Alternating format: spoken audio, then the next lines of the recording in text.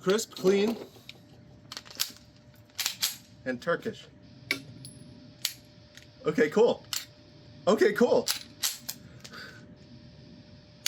Okay. It's broke.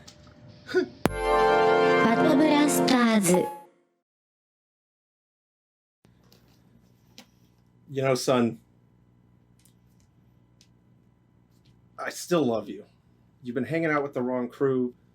You've been, you know, injecting weeds, getting bad grades, disrespecting your mother, but at least you don't like Turkish firearms. Dad, Yes?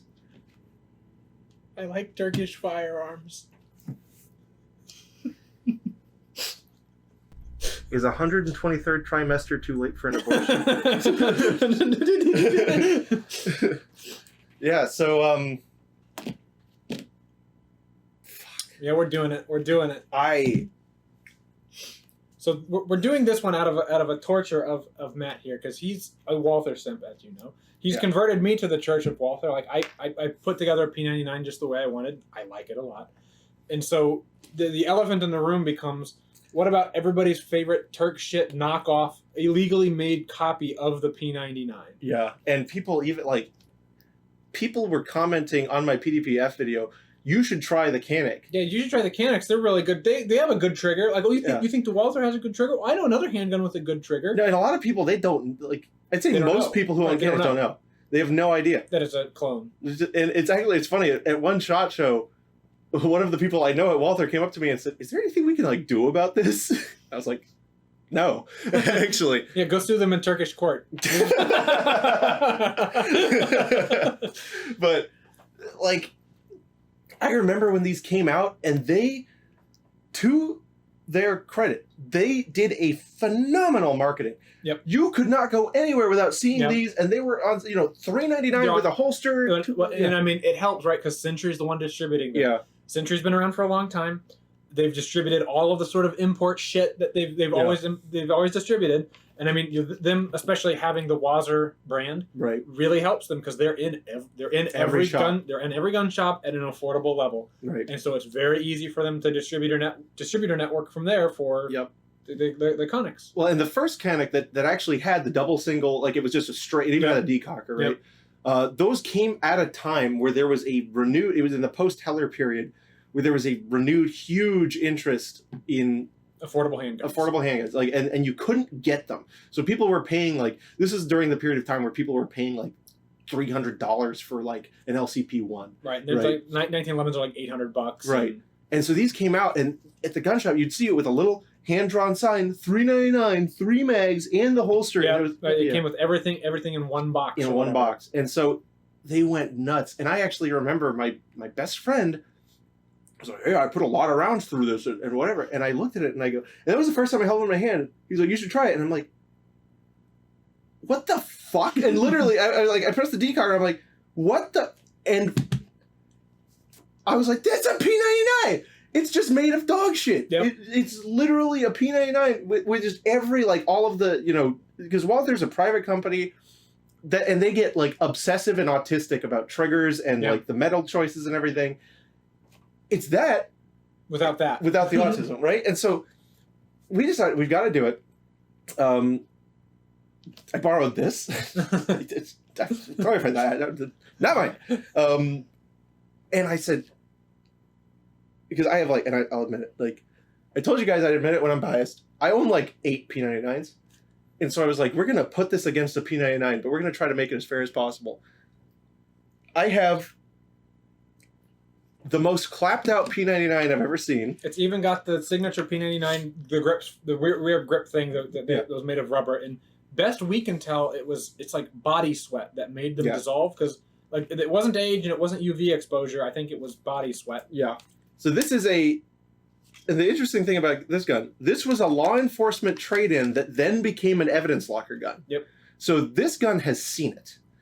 It's been there and it's done that, right? It's an early import of the late model P99. I won't get it all. I'll do a P99 video eventually, and it'll be like 18 hours long because I'm such a fucking idiot. But and I thought that was fair. It's like, let's put it against the Canik, and this is like, let's put the, like, you know, the flagship, the SFX with all the shit on it. I know there's the better one now, the Meat, right, or whatever. And all the Meat did is adopted PPQ features, by the way. Yep.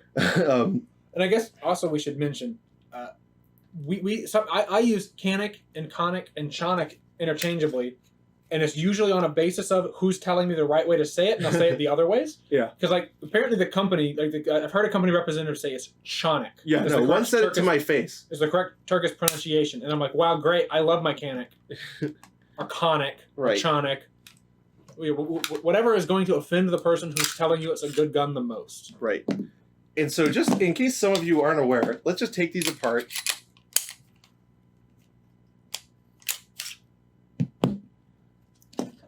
It's unabashed.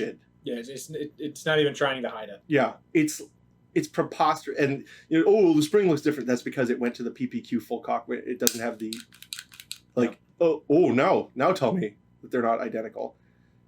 There's even some parts that interchange, but unfortunately nothing that would be useful to you. Yes. Sometimes you can actually do this. I don't know if you can on this one.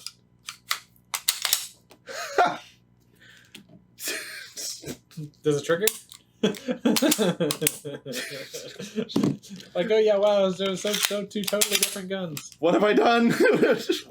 What have I done? So yeah, that's the level of ripoff we're dealing with. Right, two totally different companies that did not exchange technical data, that did not organize what they were doing, and in fact, the Turkish. And one was like, "What are you doing? Stop!" Right. Oh God. It's like, no, give me the good slide. Oh no. And we're gonna let you go, get up, down. There it goes. And we're gonna run around town. Yeah, Get up, around town. Swedish band. But yeah, so it can't get any more clear than that. The Canik is a feature reduced P99. Right. Except the P99 is very early, and even this is the latest model. I call it the late model P99. They kept this very early grip texture that just sucks ass. Yeah. Like the P99 that I use for competition, I actually have Talon grip wraps on it.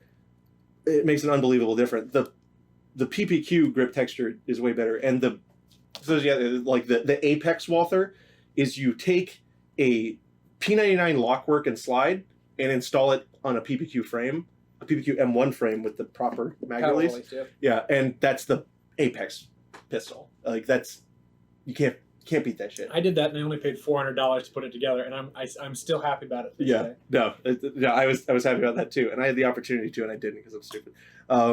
But all that just to make the point that the Canik at least partially put decent grip texture on only the sides, because on the back that sucks, and on the front that's just weird. And I mean, I guess while we're talking about grips, I do want to mention the little scupulas here. Yeah. Are the most comfortable thing that's ever been put on a handgun frame, because like it's like that fat part of your hand, whenever you grab it, that like muscle pokes out.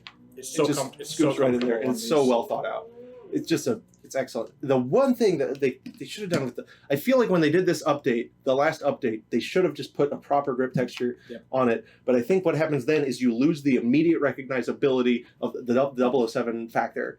Right. Because when you see handgun silhouettes on, like, you know, small business logos and everything, it's one of two guns, either a Glock or a P99. And everyone knows the Glock, but a lot of people will have a P99 silhouette on an image without knowing about the P99. Yeah. So, but anyway, I feel like it's visible, the quality distinction here. Yes. Like, you can see the way the Canik, like the trigger pack parts are kind of able to just do whatever they want, whereas the P99 it's more restricted. It's kept better in place, which is why the P99 feels a little cleaner. Like, see, there's a lot of side to side travel here. Of course, there's axial movement on this one, but you see back at the pin itself, it doesn't move. Yeah, and that really just comes down to it speaks to more attention paid to tolerances, where I'm sure Canik can reverse engineering a Walther because there wasn't technical data interchange. Right. They find some average values and then open up what they can as wide as they can. Right. You continue to get away with and still have the gun function, because that it makes your manufacturing that much easier.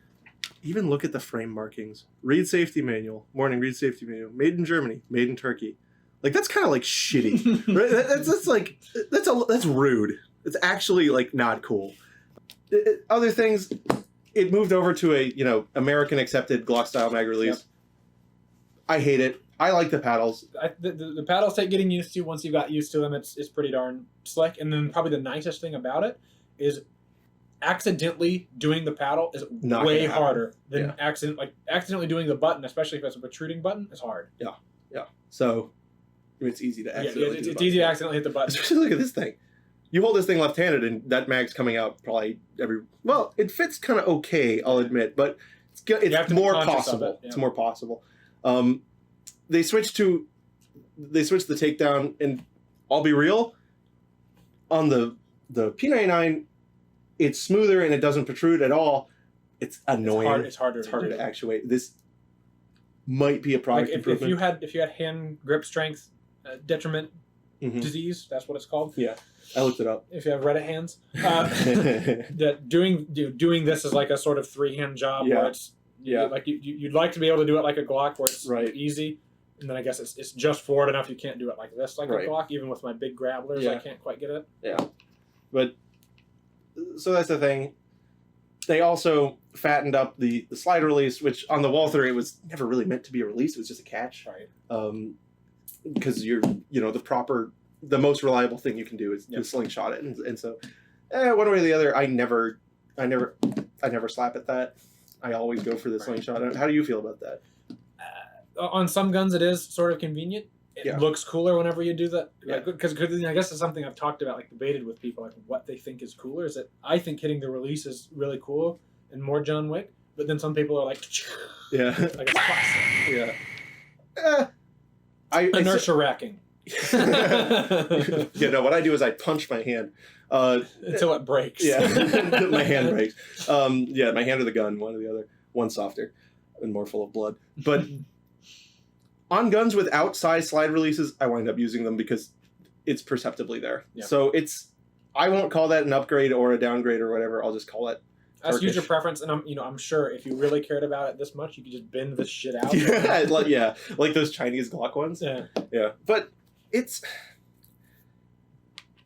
functions in every way it should, right? Because it's a copy of an excellent gun, and it's not a copy in a way that's like dangerous. Yeah. That's just what it is. It's literally a great value P99. That said, we shot both of them. I think the metallurgy in the barrels in the Canik. I need to start circulating. The Canik Carnicon must be like several orders of magnitude lower.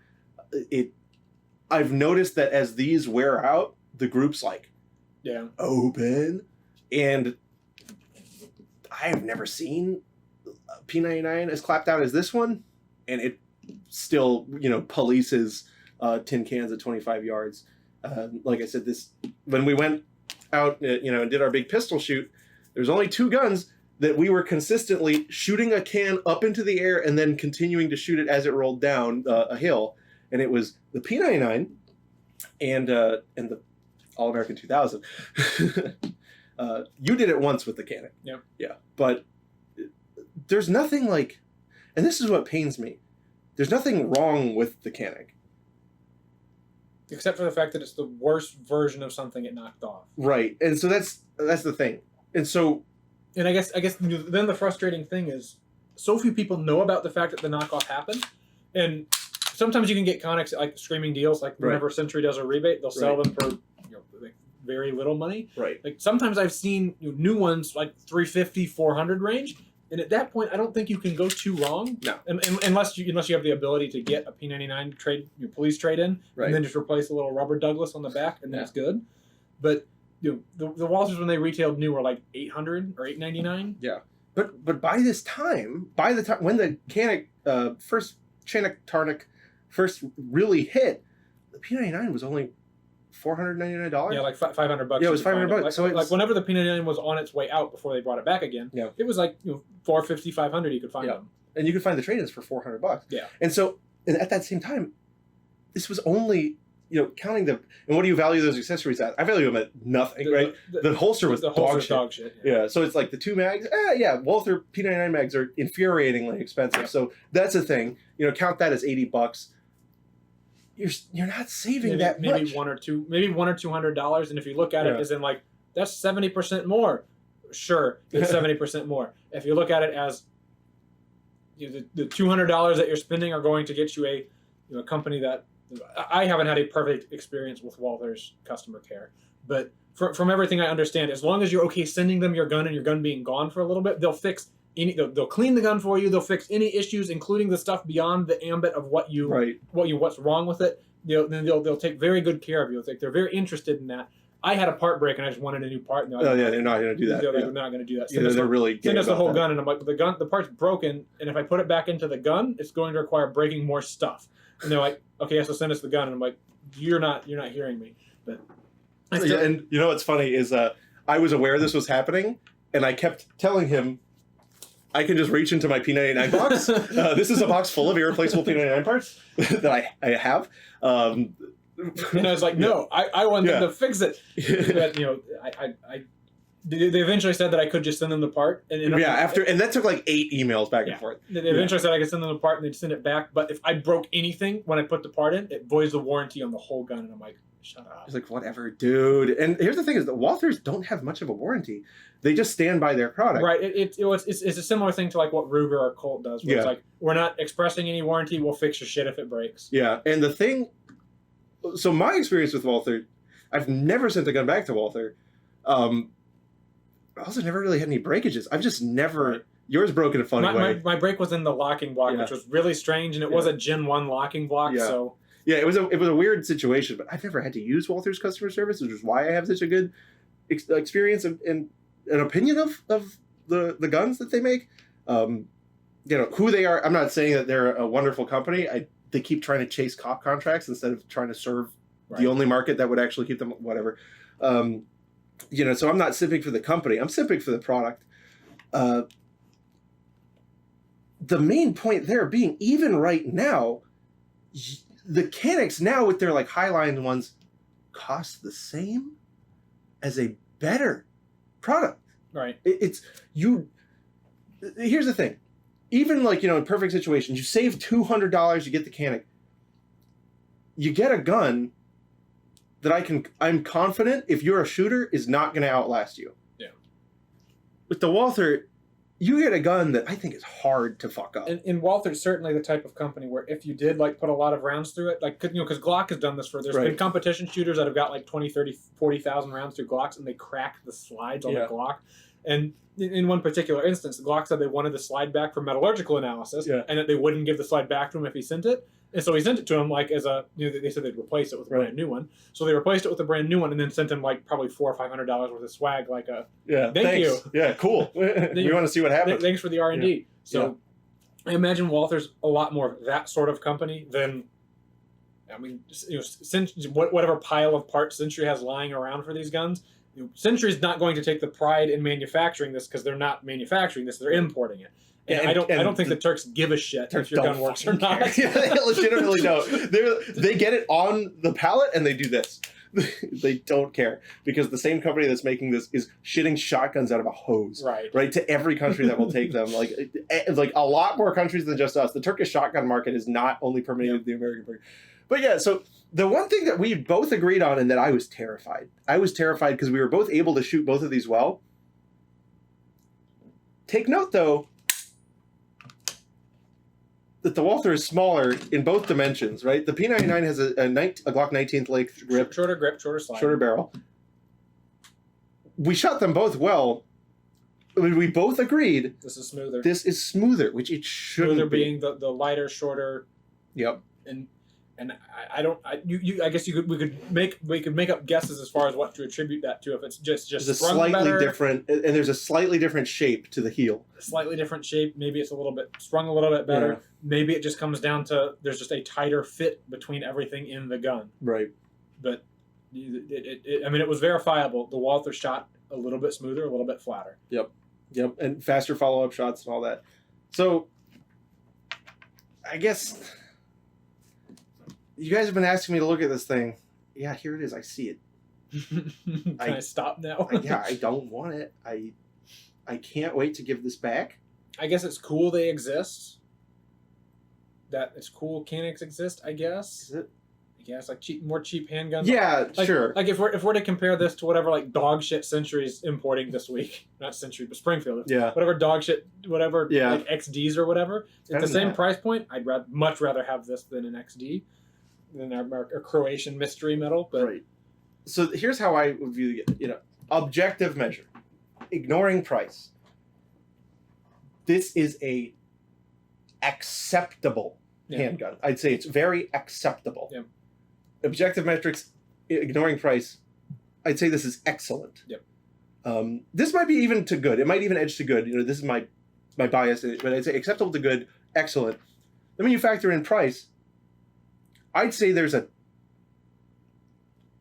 So if I didn't know what these were worth and you asked me how much more does this one cost, I'd say like $300. Yeah, I mean, if you said 200 and we're right on the money, so be it. And I don't think that's unfair to say. If somebody was in the market for, I want a really nice, I want a better than base model handgun, which is, I guess this is sort of like maybe lower middle tier, and this is upper middle tier in terms of price. And then high tier is probably you're spending more than $1,000 or more on a handgun, and then that goes. Yeah, then you're just that goes all the way up. Yeah, but and every dollar you spend becomes worth less and less. Even whenever these were like at their peak MSRP of like the $800-900 range, compared to an $800-900 1911 or an $800-900, I don't know that they make $800-900 Glocks unless they're messed up somehow, unless you're getting taken for a ride. 17L. Right. Yeah. So you're spending like $800-900 on your comparable handguns. I guess normally in that price range you're getting a metal frame, but this being a more competent, more exquisite maybe sort of carry option. I like carrying mine. It carries good. It's nice and easy to shoot. And when it comes to having any polymer carryable gun, a really nice trigger, I think like the Walther's sort of the undisputed king in that regard. Right. And not forget, it has the double action, which they really do. But I carry it that way. When I carry it, I carry it that way just because it has the feature. Yeah, same. But I never shoot it like that. Right. I accept that. I carry it that way because I know if I have to use it, I'm not. My first round is popping off in their direction. No, I'm not perceiving what's happening. It's like, oh, now we're ready for follow-up shots. Yeah. Yeah. But so yeah, I don't think there's. I also love that just in this whole thing, it's like this chewed on Walther versus this, and we've just been heaping praise on this like this dog toy. but yeah, that fits with the vibe. But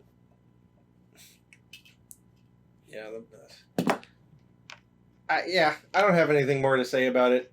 I think that this is objectively superior and subjectively superior. That said, if you were like, what's the best handgun I can buy for $399? And I only have $399. Right. Without going to used, because that's where I'd be like, let's go to the used section. Right. I don't think you'd go wrong with it. It's like, I wouldn't say this is the best because I'd be like, let's get you a stripped down something else, right? Right. But if that's the money you had, right, for when they're cheap like that, you're not. I'd recommend it over a High Point. I'd recommend it over an XD. I'd recommend it over an M9. Yeah. There's a lot of guns I'd recommend it over, but I'd ask you the question, is this a gun that you're here for a good time or a long time? Right.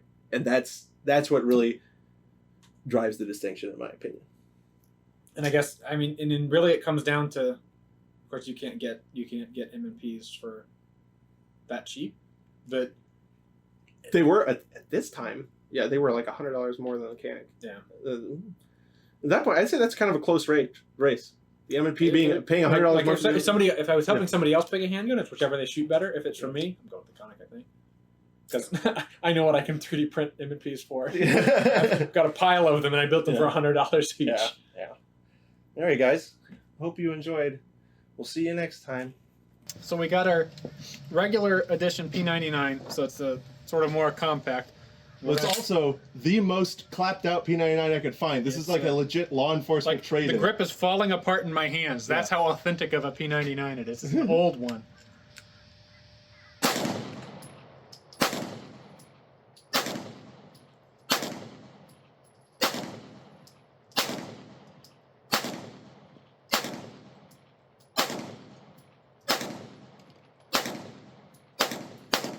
Yeah.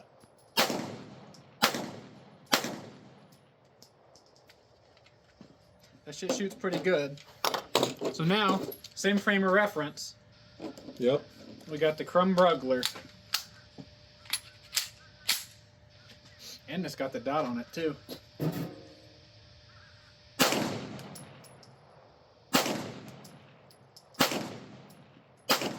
don't know that that dot's very on. It's for sure high. Yeah, quite a bit high. To the right.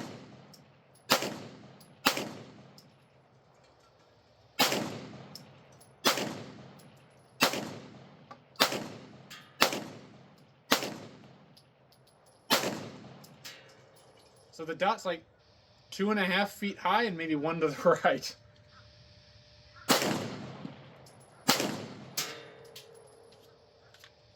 You can at least make some hits with it though.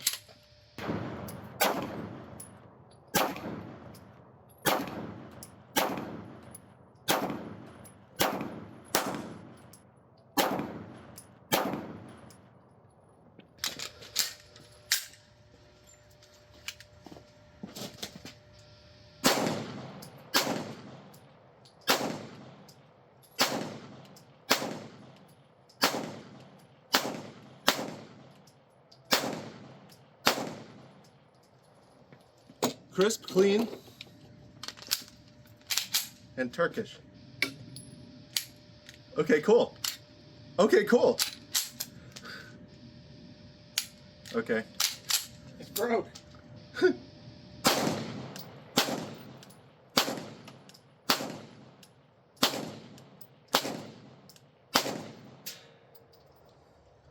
I won't blame those light strikes on the ammo at all, but on the gun. I'll blame it on the ammo. Definitely the ammo. Yeah, but It's like, I mean, it is, you can tell it's a clone of the Walther, right? Yeah. It feels very similar. it feels similarly. I'm going to fault the clapped out P99, compact, smaller, lighter slide and everything, with being smoother than that. If you ask me, that's just how it felt.